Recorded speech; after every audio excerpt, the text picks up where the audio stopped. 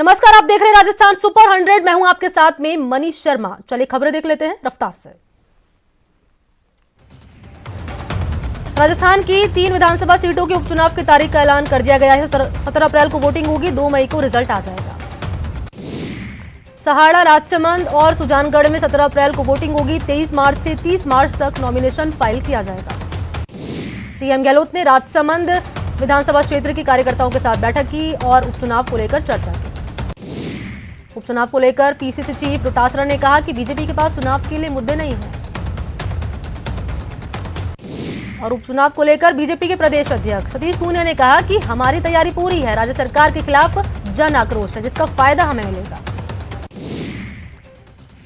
Phone tapping मामले को लेकर सीएम गहलोत ने पलटवार किया और फेसबुक पर लिखा कि फोन टैपिंग को लेकर पिछले साल ही मैं अपनी बात रख चुका हूं। विधानसभा में बीजेपी विधायकों का धरना खत्म हो गया है। स्पीकर से चर्चा के बाद बीजेपी ने धरना अपना खत्म कर दिया। बीजेपी के विधायक मदन दिलावर के सदन से सस्पेंशन को लेकर नेता प्रतिपक्ष गुलाबचंद कटारिया ने यह कहा कि दिलावर कल सदन में कार्यवाही में भाग नहीं ले सकेंगे, लेकिन उन्हें लॉबी तक आने की परमिशन होगी। बीजेपी विधायक मदन दिलावर को 1 हफ्ते के लिए सदन से सस्पेंड कर दिया गया है। और राजस्थान के सरकारी मेडिकल कॉलेज से संबद्ध अस्पतालों में नवजात शिशुओं की मौत से जुड़ा मामला विधानसभा में उठा। पूर्व केंद्रीय मंत्री और बीजेपी के सांसद राज्यवर्धन सिंह राठौड़ ने कांग्रेस पर जमकर हमला बोला और कहा कि राहुल गांधी का आईक्यू टेस्ट होना चाहिए। उन्होंने ये भी कहा कि राजस्थान में महिलाओं के खिलाफ लगातार अपराध बढ़ रहे हैं। अजमेर में देहात बीजेपी की गुटबाजी उस समय खुलकर सामने आ गई जब बीजेपी के ट्रेनिंग कैंप में कार्यकर्ता ही आपस में भिड़ गए। एडीजे भर्ती में न्यूनतम आयु सीमा को 35 साल करने को सुप्रीम कोर्ट ने असंवैधानिक करार दिया। इसको लेकर सुप्रीम कोर्ट ने राजस्थान हाईकोर्ट से जवाब भी तलब किया। उत्तर प्रदेश के सीएम योगी आदित्यनाथ ने पश्चिम बंगाल के पुरुलिया में रैली को संबोधित किया। ममता बनर्जी पर जमकर निशाना साधा। पश्चिम बंगाल के सीएम और टीएमसी की अध्यक्ष ममता बनर्जी ने बांकुरा में चुनावी रैली को सभा को संबोधित किया। ममता ने यह कहा कि केंद्र सरकार ने कोरोना अम्फान के वक्त हमारी मदद नहीं की। हम बंगाल में बाहरी गुंडों को चुनाव लड़ने नहीं देंगे। ईडी ने कोयला और मवेशियों की तस्करी मामले में टीएमसी नेता विनय मिश्रा के भाई को अरेस्ट कर लिया। हाल ही में कांग्रेस से इस्तीफा देने वाले पीसी चाको मंगलवार को एनसीपी में शामिल हो गए। निजीकरण के खिलाफ सरकारी बैंक कर्मचारियों ने आज भी हड़ताल की। अलवर के अलावड़ा में एसीबी ने घूसखोर वीडियो और उसके दलाल को रिश्वत लेते हुए ट्रैक किया। बूंदी में भी एसीबी ने कार्रवाई की है और जेवीवीएनएल का तकनीकी सहायक को रिश्वत लेते हुए ट्रैक किया। चित्तौड़गढ़ में निम्बा हाइड़ा में एसीबी ने रजिस्ट्रेशन स्टाम्प विभाग के जूनियर असिस्टेंट और संविदा कर्मी को 1000 की रिश्वत लेते हुए ट्रैप कर लिया।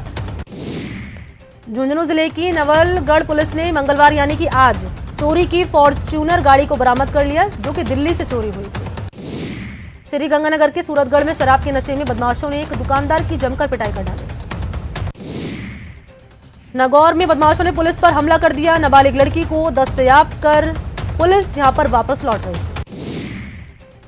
भरतपुर के रुदावल में अज्ञात बदमाशों ने फिल्मी स्टाइल में अंधाधुंध फायरिंग की। कोटा के रामगंज मंडी थाना इलाके में पेड़ पर शव मिलने से गांव में सनसनी फैल गई। दौसा में दिन दहाड़े सरेराह लड़की को चाटा मारने वाला मुख्य आरोपी सुभाष गुर्जर को पुलिस ने गिरफ्तार कर लिया। सवाई माधोपुर में पुलिस ने 1.5 साल से फरार चल रहे नामी बदमाश को गिरफ्तार कर लिया। पुष्कर की बात करें तो यहाँ 6 साल की मासूम के साथ दुष्कर्म का मामला सामने आया। पुलिस ने आरोपी को अरेस्ट कर लिया। सवाई माधोपुर में पुलिस ने अवैध शराब के खिलाफ कार्रवाई की। 150 लीटर अवैध हथकड़ शराब को जब्त किया।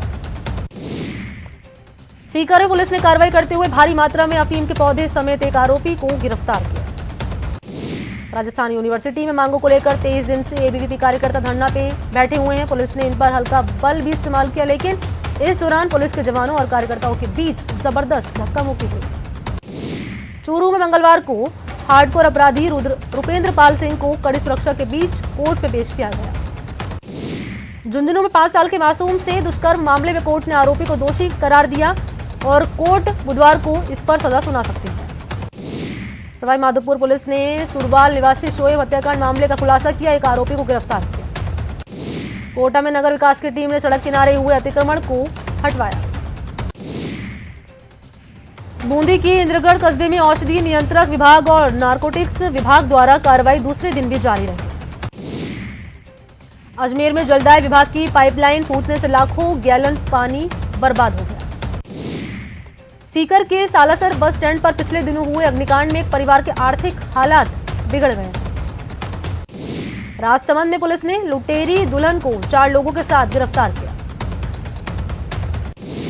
अलवर की नौगावा पुलिस ने बाबा लालदास मंदिर शेरपुर और दशमेश नगर मुबारकपुर में हुई चोरी का 72 घंटों के अंदर ही पर्दाफाश कर दिया। 3 आरोपियों को गिरफ्तार कर लिया। हनुमानगढ़ जिले के गोलूवाला के बहुचर्चित दुष्कर्म पीड़िता की जलाकर हत्या करने के मामले में पुलिस ने मृतका के पति कृष्ण कुमार को अरेस्ट किया। जैसलमेर के नोक में सड़क हादसे में एक शख्स की मौत हो गई। उदयपुर में एक्मे कंपनी के ऑफिस से एक एम्प्लॉय की बाइक चोरी हो गई। चोरी की पूरी वारदात कैद हो गई सीसीटीवी कैमरे में। अजमेर में एक नव विवाहित प्रेमी जोड़े ने एसपी से मुलाकात की। लड़की के परिवारजनों से जान का खतरा बताते हुए सुरक्षा की गुहार लगाई। चूरू के सादुलपुर में एक बेटी को अचानक इतना गुस्सा आ गया कि उसने अपनी मां के सिर पर हथौड़े से वार कर दिया। दमन के डाबेल इंडस्ट्रियल इलाके की फैक्ट्री में आग लग गई। आग से लाखों के नुकसान की आशंका जताई जा रही है।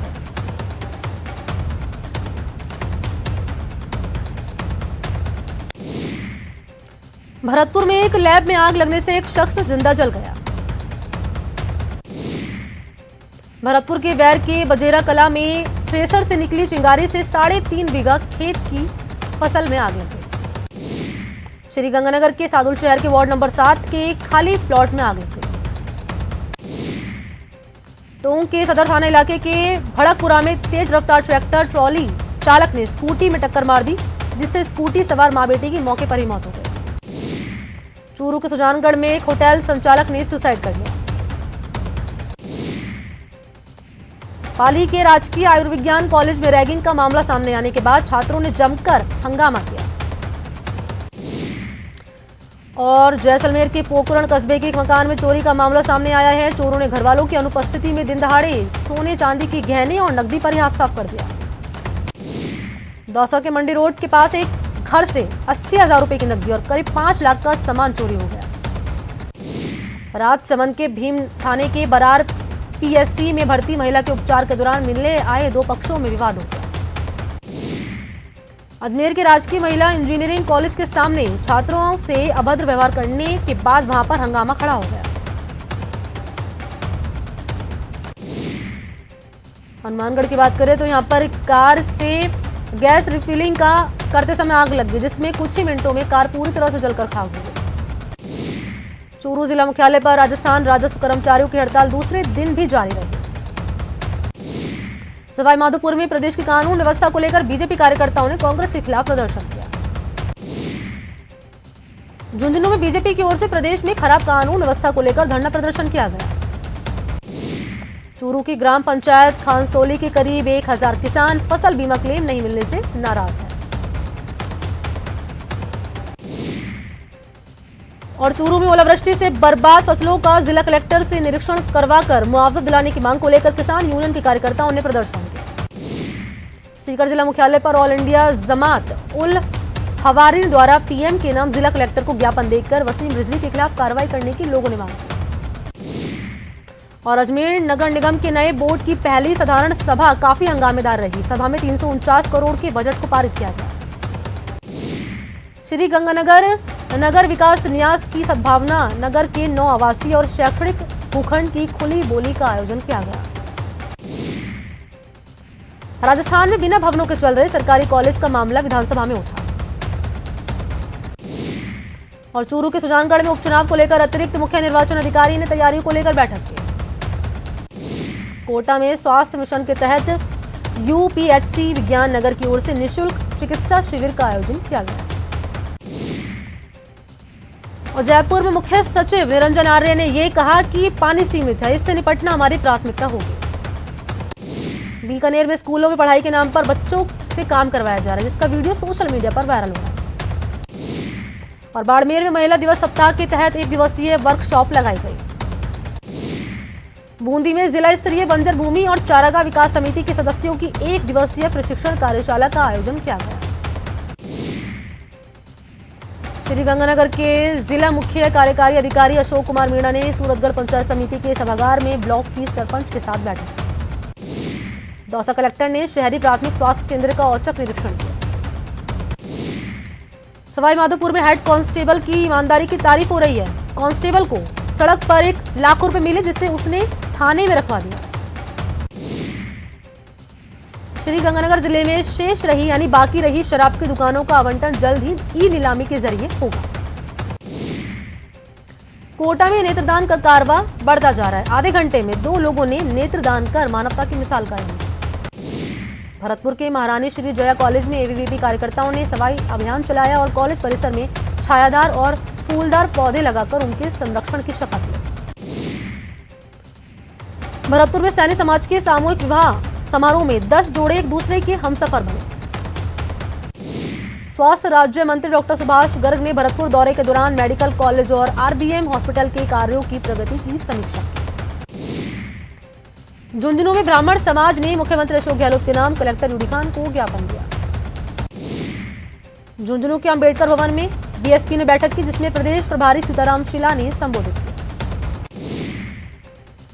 जेईई मेंस के मार्च सेशन की परीक्षा से शुरू हो गई है और 18 मार्च तक आयोजित होने वाली इस परीक्षा के लिए देश और विदेश में 334 एग्जाम सेंटर्स बनाए गए हैं। झुंझुनू में जिला परिषद की आयोजना समिति के चुनाव हुए, जिसमें जिला परिषद सदस्यों में बीजेपी ने और निकाय सदस्यों में कांग्रेस ने बाजी मारी। भरतपुर के नदबई में लोगों को जन आधार कार्ड बांटे गए। भरतपुर के डीग में विधिक सेवा प्राधिकरण और निजी कंपनी के संयुक्त तत्वाधान में आयोजित समारोह में मेधावी छात्र छात्राओं को सम्मानित किया गया। हर साल की तरह इस साल भी होली के पर्व पर उदयपुर वन विभाग ने हर्बल गुलाल की बिक्री शुरू कर दी और पिछले 24 घंटे में एक बार फिर से 24,437 नए केस सामने आए कोरोना के। राजस्थान की बात करें तो यहां पर भी कोरोना की रफ्तार बढ़ रही है। मंगलवार यानी आज को 251 नए केस सामने। चूरू जिला मुख्यालय पर महज 17% लोगों ने ही कोरोना का टीका लगवाया। चिकित्सा विभाग के कोविड-19 टीकाकरण अभियान के तहत मंगलवार को चूरू जिले में 7,013 लोगों के कोरोना वायरस से उनको बचाव का टीका लगाया गया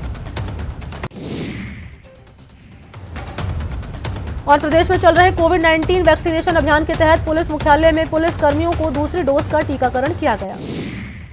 भीलवाड़ा जिले के शाहपुरा में होलिका दहन से रंग पंचमी तक होने वाले राम स्नेही संप्रदाय के फूल डोल महोत्सव के दौरान किसी भी प्रकार का आयोजन नहीं होगा।